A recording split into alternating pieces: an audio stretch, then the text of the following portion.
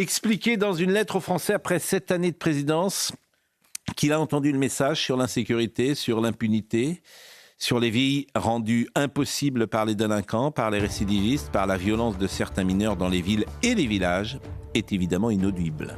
Soit Emmanuel Macron est aveugle et sourd depuis 2017, soit il s'en fiche, soit il nous prend pour des imbéciles, soit encore il est prêt à tout et notamment à dire ce que les gens veulent entendre, technique classique d'un président qui aura dit tout et son contraire à ses interlocuteurs.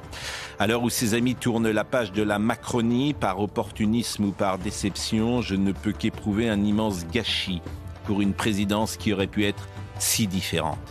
Emmanuel Macron avait tout pour réussir, la jeunesse, le talent, des idées. L'incarnation qu'il a proposée après les 5 années de François Hollande avait séduit la majorité des Français. Son inclinaison libérale dans le domaine économique reste une meilleure solution plutôt que taxer les riches, vieille obsession d'une gauche pour qui le réel n'existe jamais.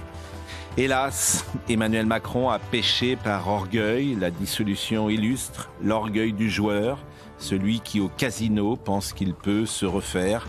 Avoir autant de qualités, si mal les utiliser, est un mystère mystérieux, comme si Federer, Djokovic ou Nadal n'avaient jamais gagné un tournoi du Grand Chelem.